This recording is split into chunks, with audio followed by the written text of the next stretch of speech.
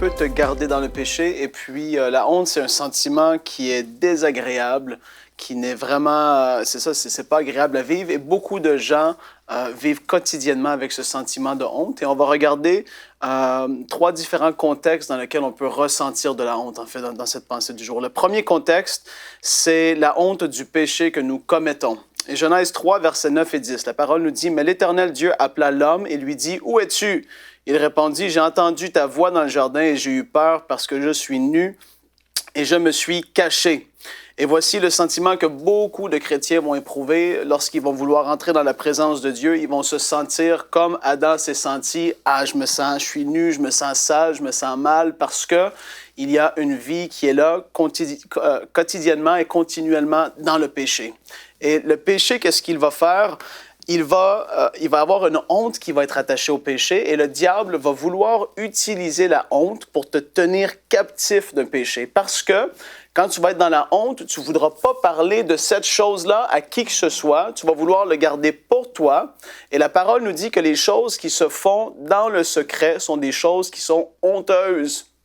Et lorsque tu es le seul à le savoir, il n'y a personne vers qui tu es redevable, il n'y a personne vers qui tu t'es confié. La honte va être là et elle va te garder vraiment captive dans ce péché-là. Et en fait, la parole nous en parle et on va lire ensemble Jacques, chapitre 5 et les versets 16. « Confessez donc vos péchés les uns aux autres et priez les uns pour les autres afin que vous soyez guéris. La prière fervente du juste a une grande efficacité. » Il y a vraiment beaucoup de personnes qui devraient commencer à confesser leurs péchés les uns aux autres. La parole nous en parle et c'est parce qu'il y a véritablement une puissance qui est rattachée à la confession des péchés. Lorsque tu vas confesser ton péché, tu mets à la lumière cette chose qui te tient captif. Et là, le diable, il sait très bien depuis des siècles et des siècles que lorsqu'une personne reste silencieuse, cette personne-là va rester rattachée. Je répète ce que je dis parce que c'est vraiment ce qui se passe. Je l'ai vécu dans ma vie. La honte qui était là sur moi, lorsque quelque chose est mis à la lumière, wow, la honte, tu as comme ce sentiment-là, wow, il y a une liberté qui vient parce que là, je n'ai parlé à quelqu'un. Cette œuvre-là a été démasquée, elle a été mise à la lumière. Et là, cette chose-là n'aura plus la même puissance sur ta vie. C'est tellement puissant. Donc, pour vous qui êtes dans le péché, une des choses vraiment qui va être à faire, ça va être de confesser ces péchés-là. Et dans les années de pasteur de jeunesse que j'ai fait, dans plusieurs années de pasteur de jeunesse, j'ai vu beaucoup de jeunes hommes qui sont venus vers moi avec certains péchés, justement, de masturbation, de pornographie et différentes choses. Ils sont venus vers moi, ils se sont tournés vers moi. Et puis, en fait, ils ont pu recevoir de l'aide en s'ouvrant à moi, justement.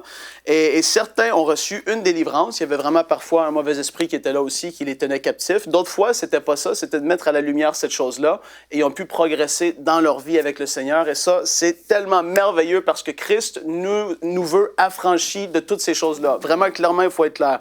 Il veut vraiment nous libérer. Maintenant, je veux marquer une différence entre la honte et la conviction de péché. Il y a beaucoup de gens qui comprennent pas qu'il y a une différence. La honte va être là et elle va te dire, tu peux pas t'approcher de Dieu, tu es sale, t'es ci, t'es ça, tu vaux rien. Ça, c'est la condamnation qui vient du diable, tandis que la conviction de péché, c'est le Saint-Esprit qui va ramener cette chose-là et qui va te dire, va devant Dieu, demande pardon, sépare-toi de cette chose-là. Il y a vraiment une différence. Le sentiment de la honte, c'est pas le Saint-Esprit qui la met là, c'est le diable parce qu'il veut te tenir là-dedans. Le Saint-Esprit va vouloir apporter une conviction de péché parce qu'il va vouloir que tu puisses en être libéré. Ça, c'est important de le savoir. Deuxième type de honte, le honte de l'abus que nous avons vécu. Donc, il y a beaucoup de gens qui ont vécu des abus sexuels, qui se sont fait battre, qui ont vécu des choses vraiment terribles. Et ce qu'ils vont en témoigner, c'est qu'il y a une très grande honte qui va s'attacher à eux, malgré qu'eux ne sont même pas les gens qui ont fait cette chose-là. Mais la honte va être là, et on le sait vraiment que le diable va vouloir encore là garder la honte sur ces gens-là, parce qu'il va vouloir œuvrer le plus possible. Jean 10,10 nous dit que le voleur ne vient que pour voler, égorger et détruire.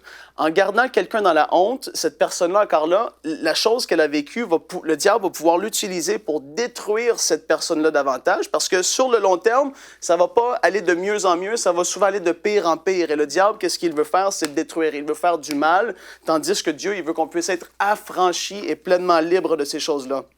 Éphésiens 5 nous dit « Discernez ce qui est agréable au Seigneur et ne participez pas aux œuvres stériles des ténèbres, mais démasquez-les plutôt.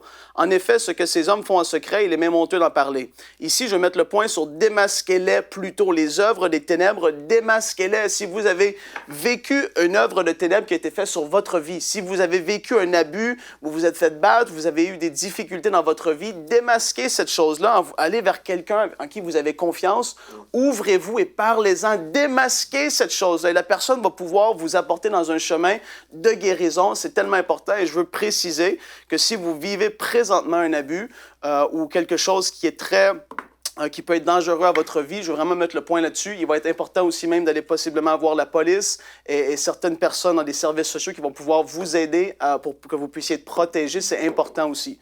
La parole nous parle qu'il y a des gens aussi qui vont avoir honte de ce qu'ils ont l'air, de ce qu'ils sont. Il y a des gens qui vont se trouver trop laids, trop gros, qui sont intellectuellement pas bons. Il y a des gens qui vont penser toutes sortes de choses d'eux-mêmes. Mais la bonne nouvelle, c'est que Christ nous a libérés de cette honte. Et Hébreux 12, versets 1 et 2 nous dit « Nous donc, puisque nous sommes entourés d'une si grande nuée de témoins, rejetons tout fardeau et le péché qui nous enveloppe si facilement et courons avec persévérance l'épreuve qui nous est proposée.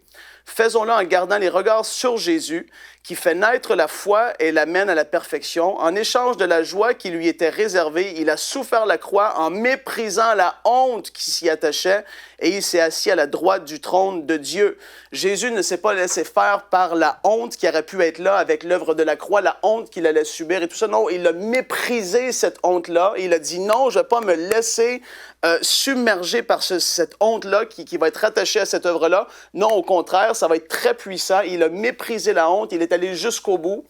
Méprisez la honte qui est là dans votre vie aujourd'hui. Ne regardez-la pas comme si c'est tout puissant, c'est trop gros. Arrêtez de penser au jugement que les gens vont porter sur vous. Non, au contraire, allez, ouvrez-vous vraiment à des gens, confessez les péchés et apportez à la lumière ces choses-là qui vous ont tenu captifs. C'est très important. Vivez libre de la honte dès aujourd'hui. Retrouvez la suite de ce programme dans l'émission Bonjour chez vous sur ENCI TV.